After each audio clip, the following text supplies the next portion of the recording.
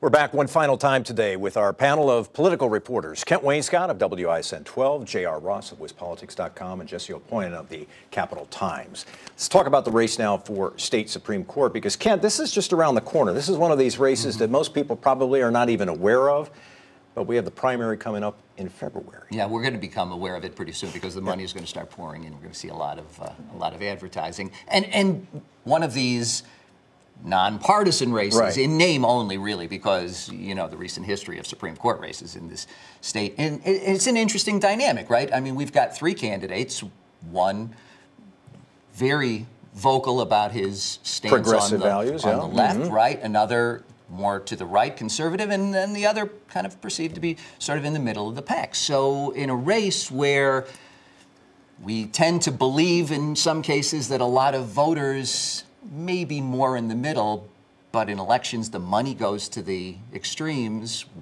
Is the money in this case going to go support the candidates on the left and the right and kind of edge out that low turnout election, energy with people in the party? So let's talk about a couple of these individuals in this race. Jesse, so on the guy who says he's a proud progressive is Tim Burns, a Madison attorney, and we shouldn't say that candidates in these races haven't campaigned with political party figures in the past. They have.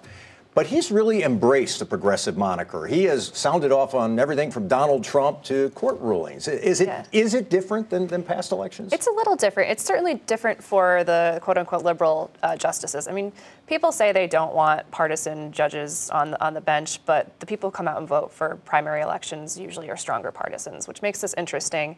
You know, the more conservative judges over the last few years have not so silently embrace support from the Republican Party, from Republican elected officials. You know, most of those candidates have at least had staff or some resources from the party.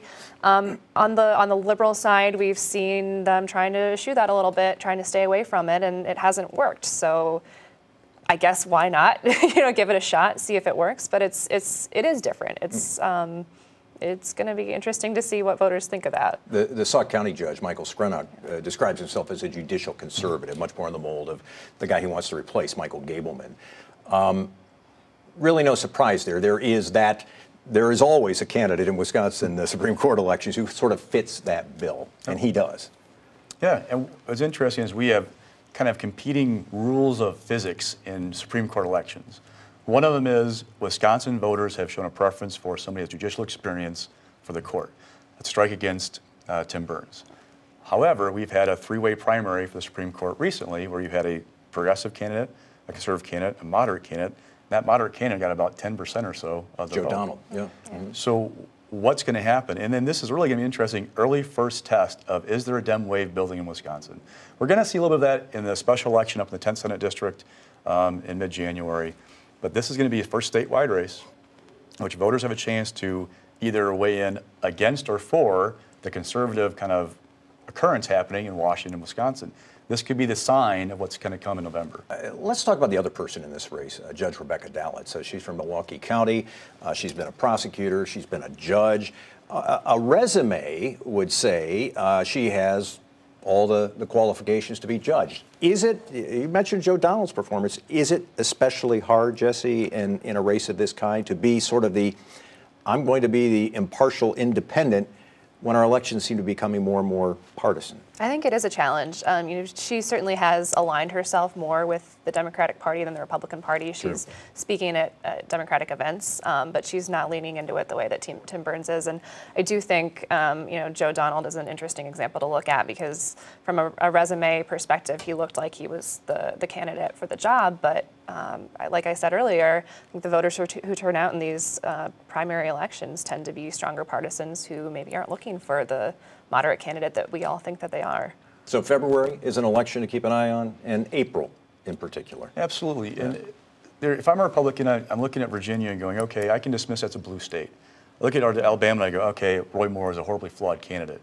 But there are a couple of trends that I'd be worried about.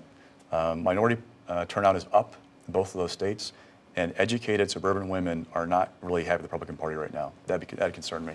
All right, we're going to wrap things up there. Thanks to the three of you. We really appreciate your time. Happy New Year to Happy each of New you. Year. Thanks for being with us. And coming up next on Up Front, it's the economy stupid. Remember that? Political campaigns still follow that advice from years ago, but will it hold true in 2018?